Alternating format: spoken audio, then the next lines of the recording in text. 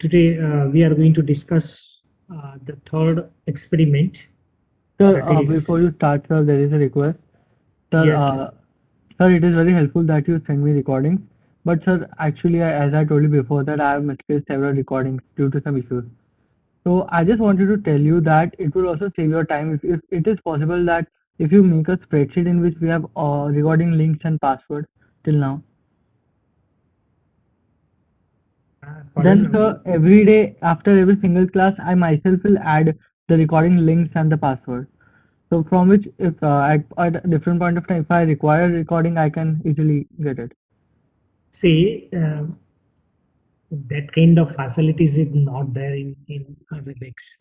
Actually, I need to go through that recording links.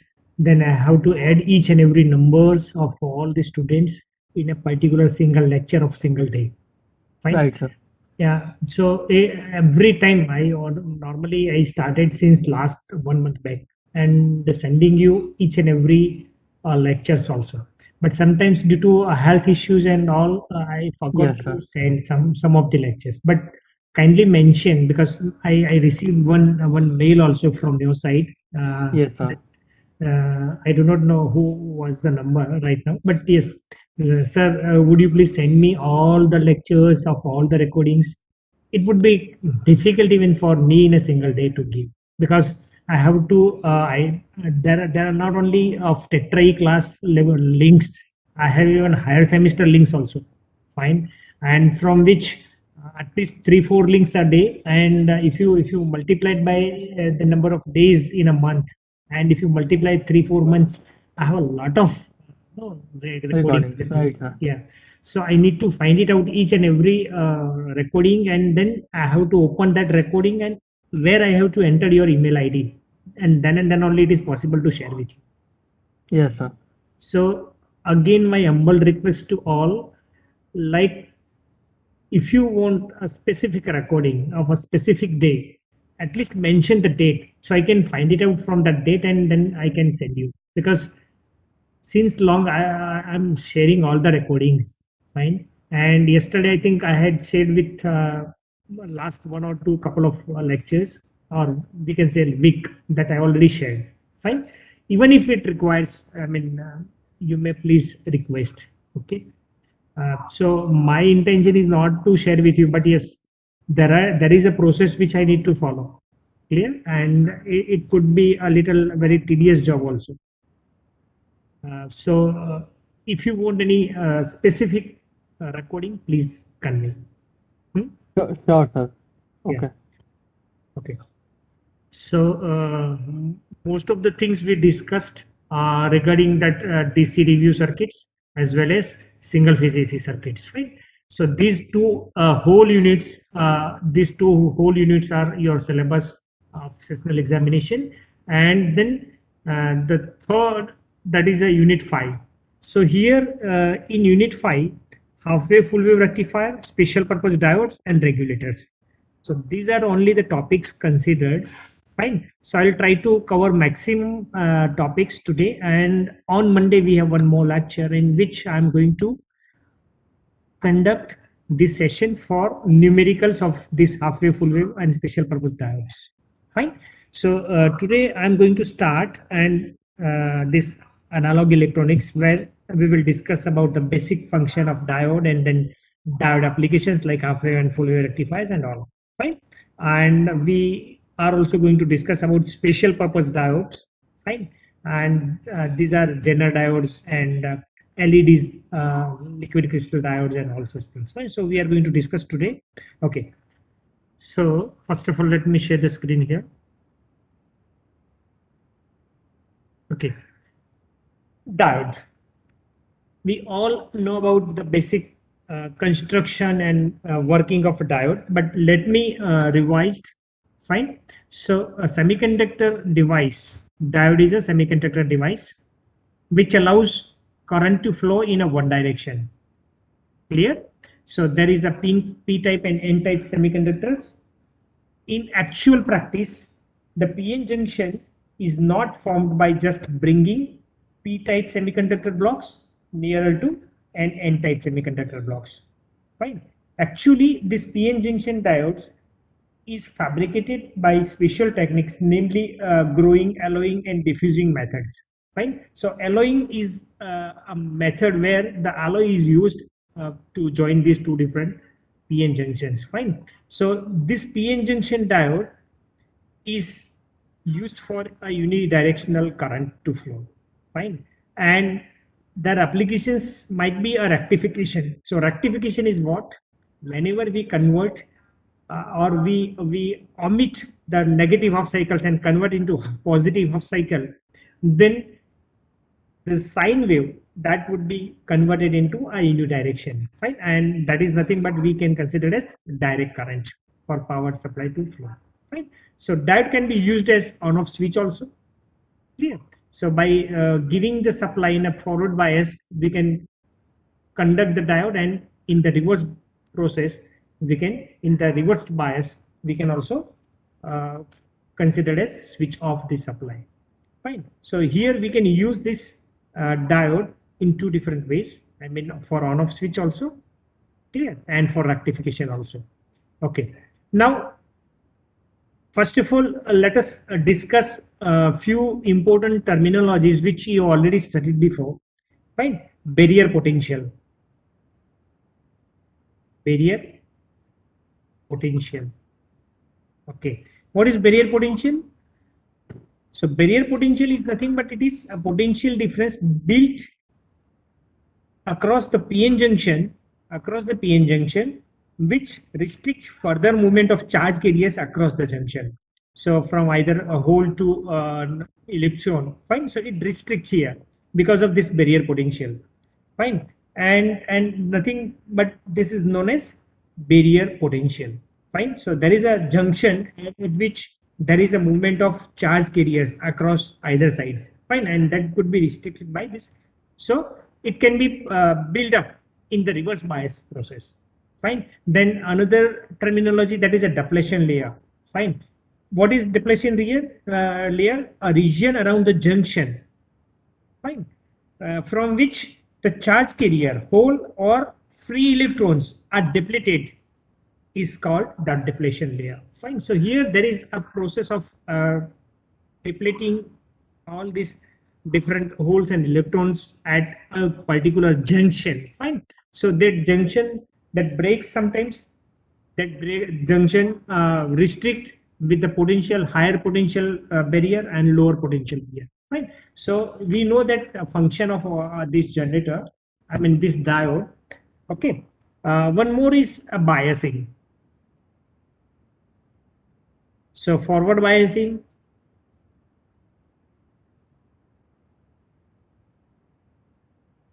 and reverse biasing.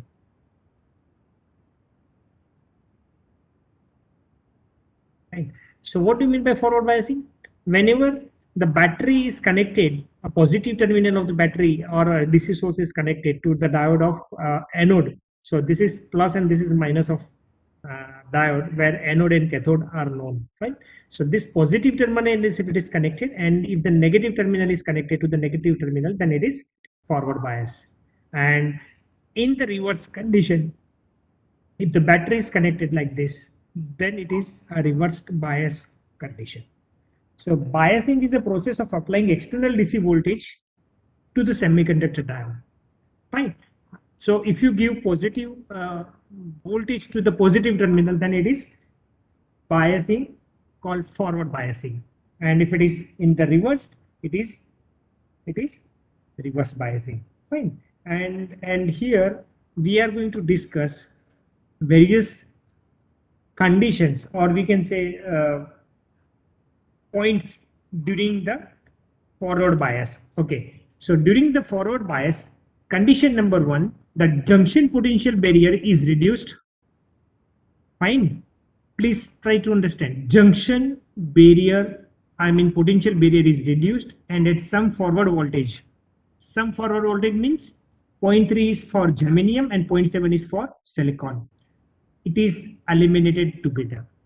Right? So here the junction barrier, potential barrier is reduced, and hence the current flow, conduction of current is possible in that case. Fine. Second is the junction offers low resistance. So during forward bias, this junction offers a low resistance. Fine. Called forward resistance also. So at the time, if the resistance is measured, that resistance is known as forward resistance also, to the flow of current flow through it. Fine. And the third one is the magnitude of flow of current through the circuit depends upon the applied forward voltage. Fine. It depends on the magnitude. If you increase the magnitude of applied voltage, automatically the amount of current flow through it will also be increased. Clear? So this is regarding a forward bias. Now regarding a reverse bias. Fine. During the reverse bias condition, when the positive terminal is connected to the negative terminal of diode and a positive terminal is connected to the negative terminal, then it could be considered as reverse biased. Fine. So during reverse bias, the junction potential barrier is strengthened. Potential barrier is strengthened in the reverse condition. Fine. And junction offers high resistance. So during reverse process, during reverse biasing, junction offers higher resistance. Fine. Also called reverse resistance. Fine. To the flow of current. And finally, particularly no current flows in the circuit due to establishment of high resistance. Fine. So here during forward bias, low resistance path is provided and hence the current flows. And in reverse bias, the higher resistance offers and hence the current won't flow from this diode. Fine. So this is very simple characteristics of diode that we already studied before, and then I just referred it. Okay. Now VI characteristics. What do you mean by VI characteristics?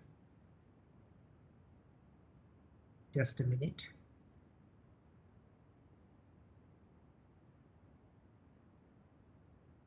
Okay, students. So here DP/dt switch is used here. Fine. So we can connect this PN junction diode either in forward bias and reverse bias with the help of this DP/dt switch. Fine. So here we can have the voltage and current characteristics. Fine. So current can be measured through this ampere meter, which is connected through this, and the external resistor is connected to limit the current flowing through the diode. Because if more and more current flows rather than the rated current, then your diode will not work properly or will be damaged. Fine. And voltmeter is also connected across this. So here this voltmeter will measure the voltage and this ampere meter will measure the current for characteristic of this diode. So we can plot VI characteristics, fine, current and voltage V1 in forward direction and in reverse bias. So we know that in forward bias, this is the characteristics. To a certain limit, if the voltage is increased, the current will increase, and after that barrier voltage, so there is a barrier voltage, fine. After that, then the current will flow from forward biasing. Fine. So this is a forward bias characteristics, and similarly, there is a reverse bias characteristics also. So we will discuss about these characteristics. So basically, there are three different voltages: zero external voltage, forward biasing voltage, and reverse biasing voltage. Fine. So zero voltage, external voltage is what? When no external voltage is applied. Fine. I mean the circuit is open. Here the circuit is open. Clear? Then simply we can say no external voltage or zero external voltage characteristics. So at that time we can find the characteristics point O in your VI characteristics. VI characteristics. Fine. So this is zero external voltage applied. Okay. Now forward biasing. Now when the switch is connected to a terminal 1 here, position 1, then the current will flow from this battery, because this is through which the current will flow in a forward direction. Fine. So here when the switch is at position 1 and position 2 is for reverse biasing. Fine. So here we can have the different characteristics, and if we note out the readings and if we plot the curve is looking like this. This is characteristics during forward biasing.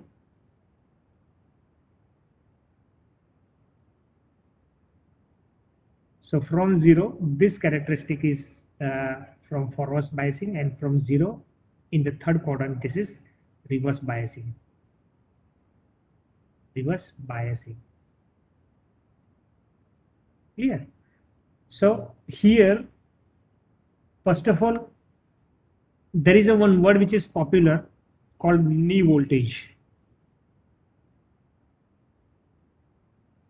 What do you mean by this knee voltage? The forward voltage, like we know that for germanium it is 0.3 and for silicon it is 0.7, at which the forward current through the diode or PN junction starts increasing rapidly. Fine. Is known as knee point. So here A is the knee point here. Fine. So until this, if you increase the voltage up to 3 volt, 0.3 volt for silicon, sorry, for germanium, and 0.7 volt for silicon. Fine. So germanium up to 0.3. If you increase the voltage, the current will increase slowly. And after knee point, again, if you increase a little bit voltage here, say here you can say 0.3 to 0.4, then there is a fast movement in current. Means the current will be allowed to flow from this barrier junction because it offers a low resistance at that time. Clear? And similarly, reverse biasing. So in reverse biasing, fine, PN junction breaks that barrier. Fine. So here we can consider as this is a breakdown voltage. So in negative direction or in negative bias, where the battery connections are connected in a reversed manner like this. Fine. So this is minus plus, plus and minus. So if these terminals are reversed, then there would be increase in voltage. Up to certain level. The current will not flow, or we can say a small amount of current will flow. Fine. Due to majority carriers available in the junction characteristics. So at certain level, the voltage is going to be breakdown if you increase the voltage more and more from this battery. So with the help of variable resistor which is connected, or if you can increase the potential, fine. So after some time there is a breakdown in the reverse direction, fine, and your diode is not going to work properly, fine. So here up to certain range of voltage, it will biased in a negative direction and it will restrict the current to flow, and after some time it will allow. Fine. So we need to be taken care of breakdown voltage as well as knee voltage also. Fine. Okay. So this is a very simple characteristics of diode. Now let us see the different applications. What are the different applications? Application number 1 is half wave rectifier. In half wave rectifier, a single diode is connected in series with the load. So RL is the load and V0 is the voltage applied across it. Fine. So this is a diode which is connected in forward bias with the help of a transformer. So the function of this half wave bridge rectifier is to convert your sine wave cycle, positive and negative half cycle. So in negative half cycle, all the cycles are going to be removed. Fine. And here, what is the value of voltage or current in a positive half cycle? We know that it is. But what is the potential during the negative half cycle if we use the diode? Because in negative half cycle, this positive terminal and negativity terminal for positive half cycle will become positive terminal and will become negative terminal here, and current will flow from this. But this diode will restrict. So here your current flow will be 0 here for this, and hence it looks like this. So only one crystal diode is used for half wave rectifier with rectification. Okay. And here, these are the characteristics which we can plot. So this is input voltage, Vi, fine. So sine wave pi, 2 pi, 3 pi, 4 pi. So here during positive up cycle from 0 to pi, that would be a voltage, and then this would be a 0 voltage. So this is a forward biasing of our low resistance. This is a reverse biasing of our high resistance, low resistance, high resistance. Fine. So it would restrict to flow the current, load current from the load. Similarly, the voltage across the diode, if we measure, that is VO, fine, that can be also a kind of this. So these are half wave rectifiers. Okay. Now similarly, we can discuss about full wave rectifier also. So in full wave rectifier, bridge rectifier, there are 4 different diodes are used to conduct simultaneously, 2 at a time. Fine. So here the diodes are arranged in such a way that the current will flow from 2 different diodes in a forward bias through this load which is connected here. Fine. So the load is connected in this, and here if you look at this positive and negative of cycle of your, right. So what happened in positive of cycle, plus and minus, the current will flow from this D1. I may use the different color. So current will flow from this D1 because here it is in reverse bias. So current will flow from D1 then to load and from load to D2. So it will be complete the path.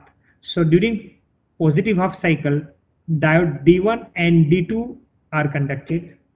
D1 and D2 are conducted, and then in reversed or negative half cycle, this become positive terminal and this become negative terminal. So from positive the current will flow, and diode D3, because this is in reverse bias, diode D3, from where again the current flow from load, and this diode will be again in reverse bias. So in negative half cycle the current will flow from D3, then load, then D4, and it will complete the circuit. Clear? So here in this case, this diode will be removed, but in half cycle the potential was 0, but in this case, even there is one more path through which the current flows, and this path is like this, right? So this way the negative half cycles are inverted into a positive half cycle, and such kind of positive waveforms, that is called direct quantities, direct parameters, that can be converted into. Fine. So here these 2 different ways we can have 4 diodes, and these 4 diodes can act simultaneously. So here D1, D2 will be conducted, and here D3, D4 will be conducted. Fine. So what would be the circuit during the positive half cycle, and what would be the circuit for negative half cycle? So positive half cycle, this is what the circuit diagram is. So this will act as open, and the current will flow in this direction as I told you before, like this. Fine. And similarly, during negative half cycle, the conduction of current, so the current will flow from this plus terminal, sorry, this what happened, okay. So this plus terminal, so current will flow, and these diodes are not going to be conducted. Fine. And so hence we can get the current conduction in a unidirectional, fine, from this both the circuits.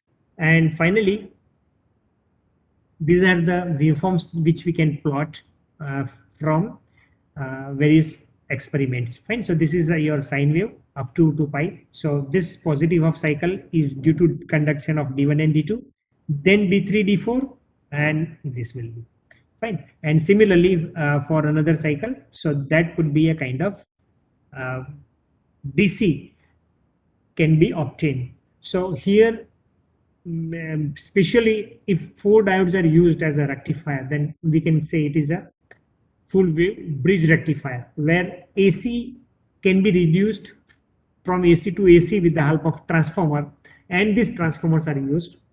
After the output of these transformers can be used for these 4 different diodes with the help of bridge rectifier, we can convert AC into DC.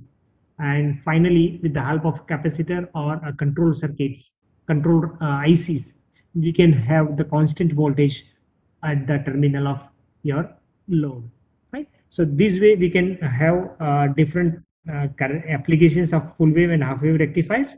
Okay, now let us discussion on special purpose diode.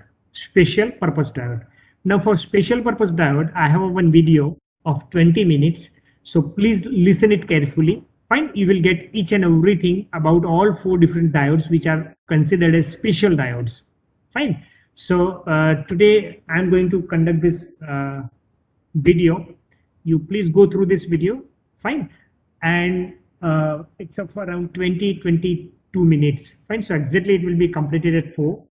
And in the next lecture, we are going to have few examples based on this rectifiers, half wave bridge rectifier and full wave bridge rectifiers.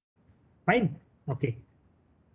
So most probably I will try to complete the syllabus today, except regulators, voltage regulators. That's what we are going to discuss in the next first of few minutes, and then we will continue directly. Fine. Okay.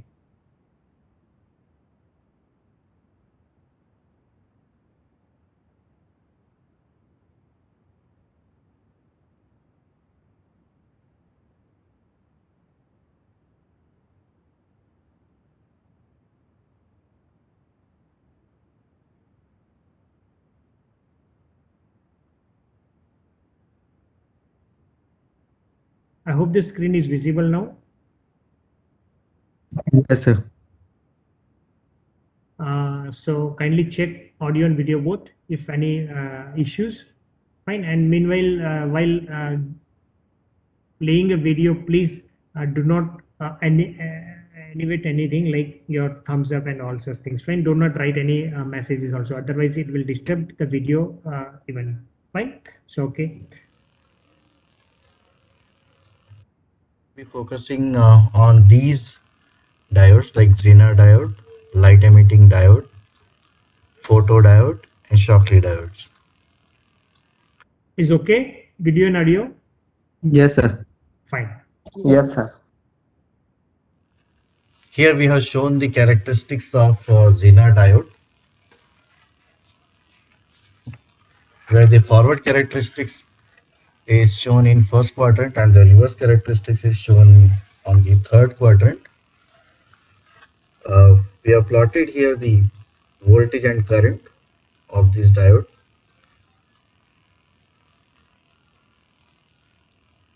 The speciality of Zener diode is that it is heavily doped to reduce the reverse breakdown voltage, and they are specifically designed in order to operate in the reverse breakdown region. Because if we consider an ordinary diode when it is connected in reverse bias mode and when such a large current would be allowed to flow through this, so those diodes, either silicon diodes or germanium diode, will not be able to sustain and they may be permanently destroyed or they may be damaged. But it is not the case for Zener diode. If we look at the characteristics in the reverse bias mode, when the reverse voltage is applied up to say Vz as shown in figure, as soon as the breakdown occurs, there is a sharp increase in current, reverse current. Even though there is sharp increase in current, but the voltage across the Zener diode is almost remaining constant. And that's why these diodes are very well used as a constant voltage regulator. And Zener diode is also regarded as voltage regulator. LED is another type of diode.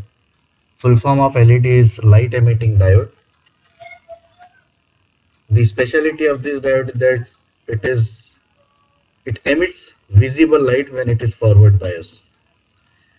The LED diode is not made up of the materials like silicon or germanium, but it is made up of the materials like gallium, phosphorus, or arsenic.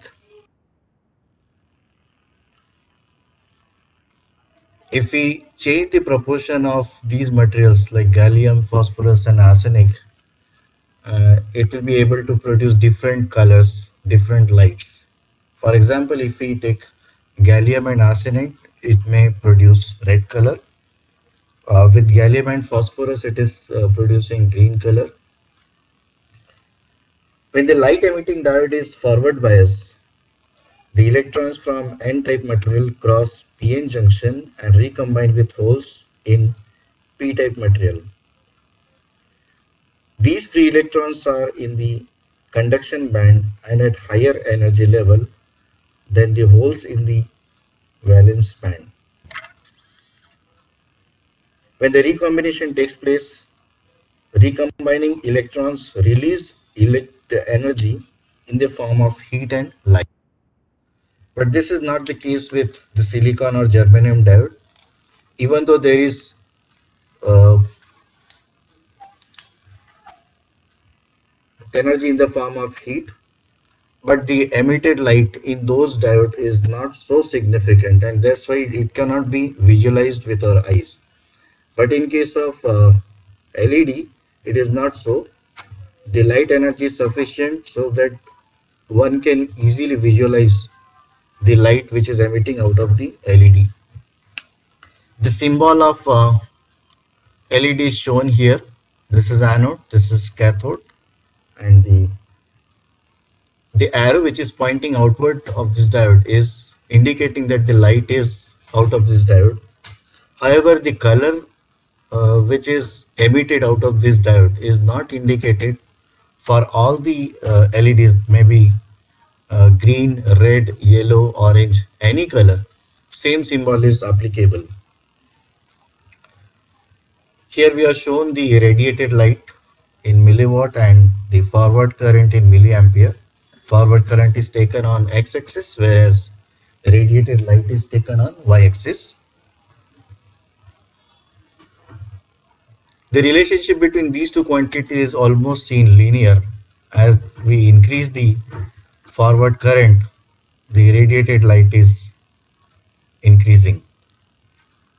So it has a linear relationship.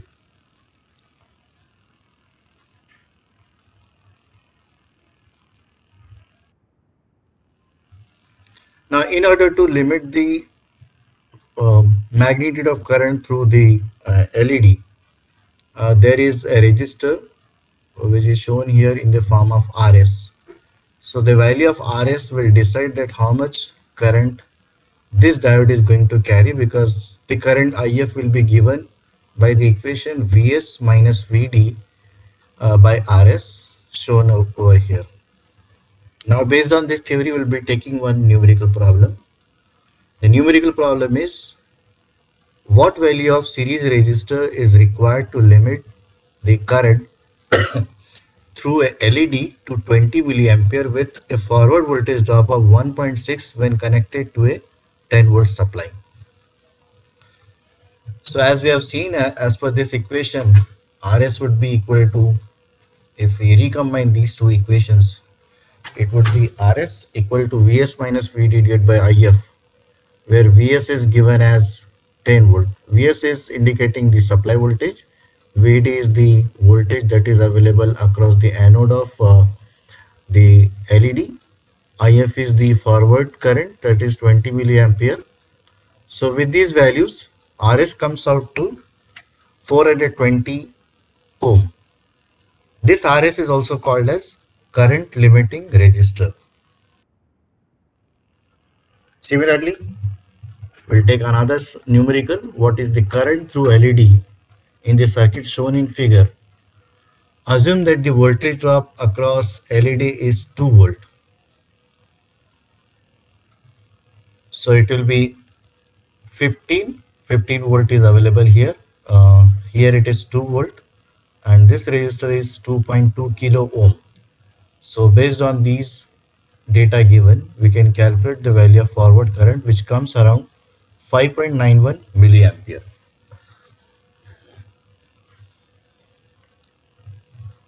There are several advantages of light emitting diode. It's a solid state light source.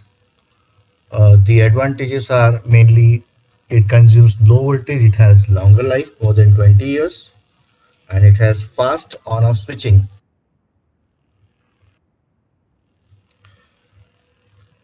Now it is very important to protect LED against the reverse bias because these LEDs have very low reverse voltage ratings. Typically it is 3 volt. If you are applying a voltage more than 3 volt, it is possible that this LED will be completely destroyed, it can be damaged, and therefore it has to be carefully dealt when it is connected to reverse mode. So one way to protect LED is to connect a diode rectifier in parallel with the LED, which is shown here in figure. If the reverse voltage is greater than the reverse voltage of the rating of LED, suppose it is accidentally applied, so the rectifier diode will be turned on, and this LED diode will be then bypassed because that current will be carried by the rectifier diode, and thus it is protecting the LED. Now coming over to the multicolor LED. Multicolor LED is, it may be the combination of two anti-parallel diodes which are connected across the source. When these diodes are forward bias, they may be emitting some one color, and when they are reverse bias, they may be emitting a different color. Here we have shown it through a circuit diagram. The two diodes which are anti-parallel. This is one LED. This is another LED. This is the resistor for which is connected in order to reduce the current through the LED. This circuit is indicating the forward bias, whereas this circuit is indicating reverse bias. Suppose in this case it is indicating say red color. When this diode is conducting, when it is reverse bias, so it may be emitting say green color. So this is how multicolor LEDs are used. We also shown the pictorial representation of several LEDs like blue LED, green, yellow, red, orange, and so on.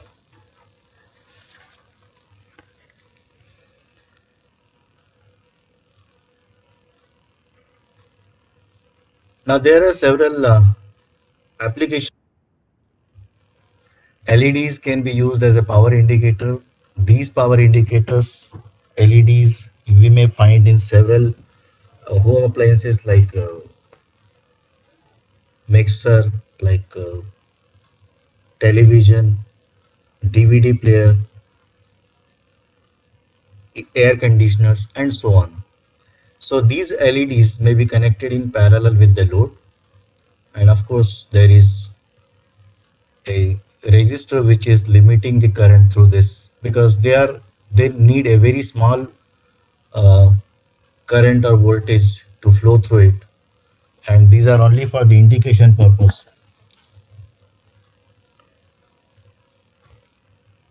So it is indicating whether the power is on or off. When the switch S is closed, power is applied to the load. At the same time, the current is also flowing through LED, which lights indicating that the power is on. The resistor RS is in series with the LED that ensures that the current rating of the LED is not exceeded.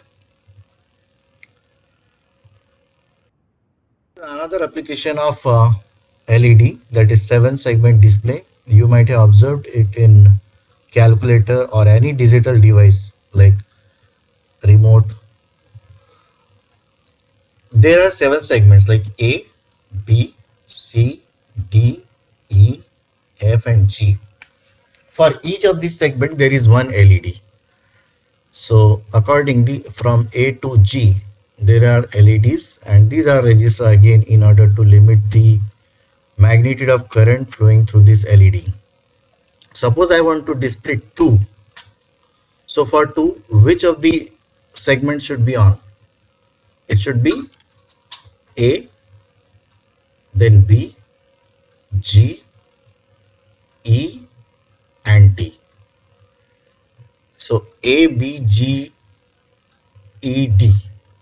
A, B, G, D and E. So these should be on. Similarly, if you want to say write 8, for writing, for displaying 8 on the screen, all the LEDs should be on. So in that case, A, B, C, D, E, F, G, all will be on. So this is how LED 7 segment display works. Let us come to another category of diode, which is called as photodiode. Photodiode is operated in reverse bias mode. They can be either silicon or germanium PN junction, in which the reverse current is increasing when the junction is exposed to light. So this is the case when which is exactly opposite to that of the LED. In case of LED, it is emitting light, means it is giving out the light, but in case of photodiode, when the junction is exposed to light, the reverse current through the diode is increasing. So here the symbol is shown here, the anode of the diode, this is cathode, and this arrow pointing towards the diode is indicating that the light is falling onto the PN junction. And in order to allow the light to fall on PN junction, there is a window here which allows the light to fall onto the PN junction diode. The resistor R here is indicated in order to limit the value of current through this diode.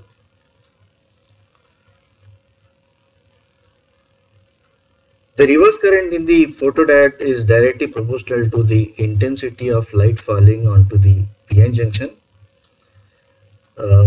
It also indicates that if the intensity of the light falling onto the PN junction diode is more, the greater will be the reverse current. When this when this PN junction is reverse biased, it has very small reverse leakage current. The same is true for the photodiode.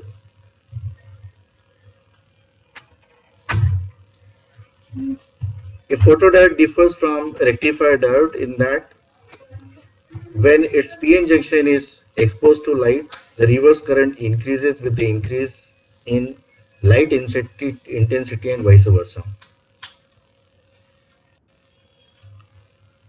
Now let us come to the characteristics of photodiode. When there is no light incident on the PN junction, the reverse current is extremely small, and this is so small that the reverse current is so small that it can be said that it is the dark current.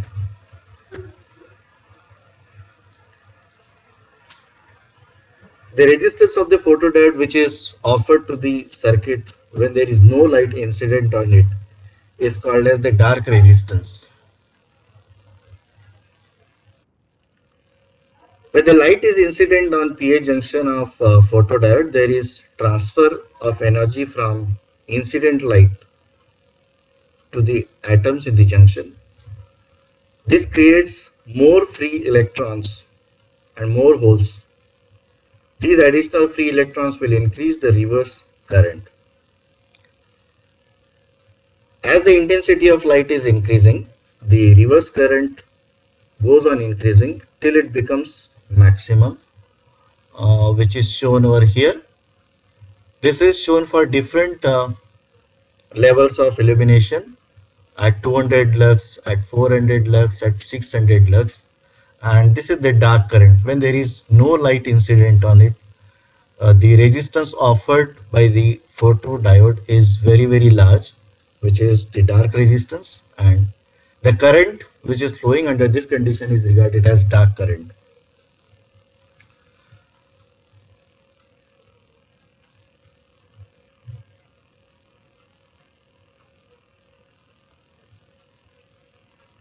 Here the reverse current and the E is shown here, intensity of light in milliwatt per centimeter square.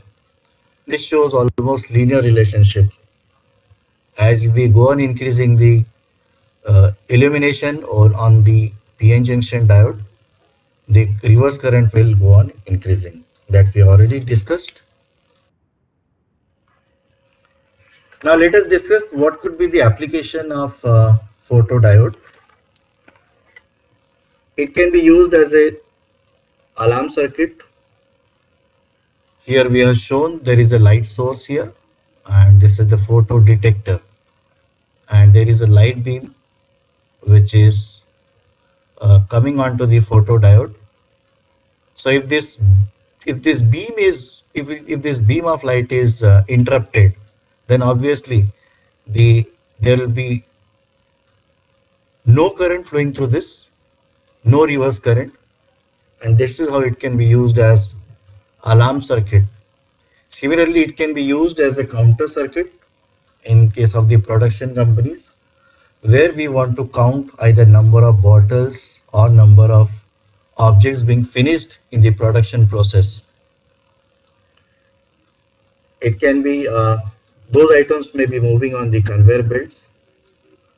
The photodiode circuit used in the system that counts the object as they pass by on a conveyor belt. In this circuit, a source of light sends concentrated beam of light across a conveyor to a photodiode. As the object passes, the light beam is broken. The reverse current drops to the dark current level, and the count is increased by 1.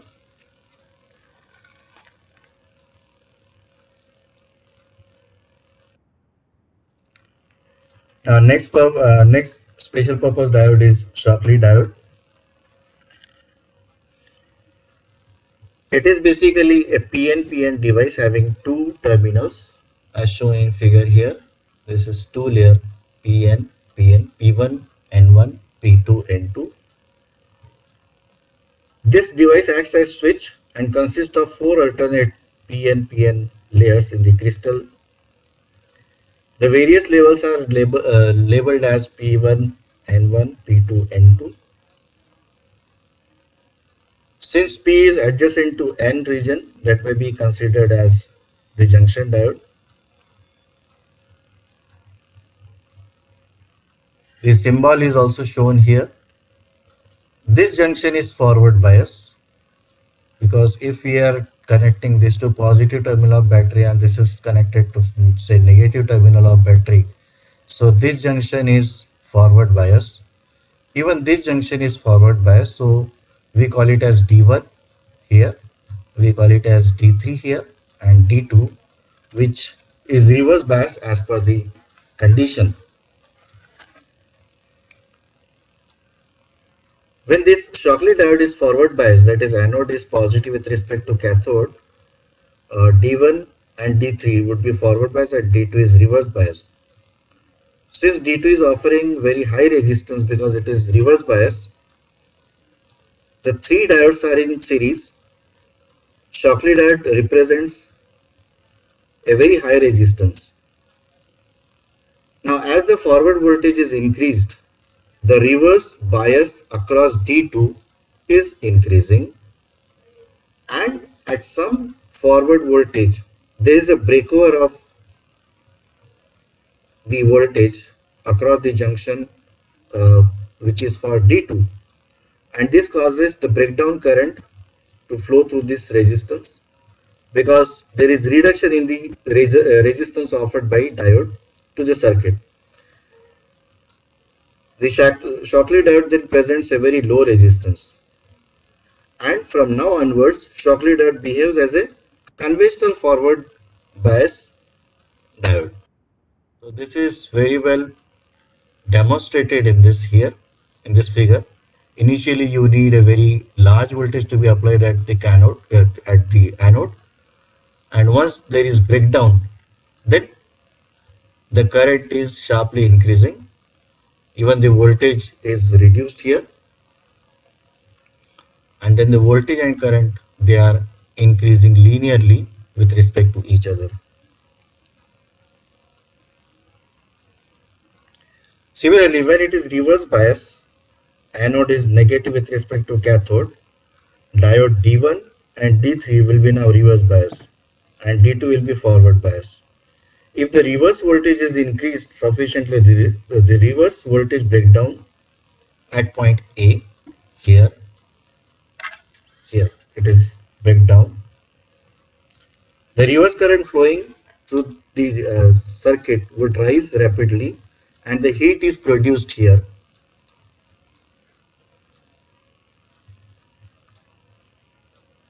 It is to be noted that these diodes should never be operated with a reverse voltage sufficient to reach reverse voltage breakdown point. Otherwise, there will be complete damage.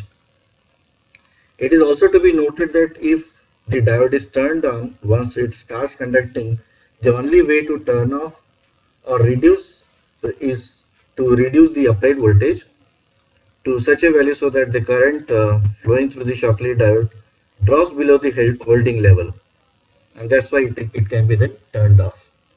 Otherwise, it is very difficult for these diodes to be turned off.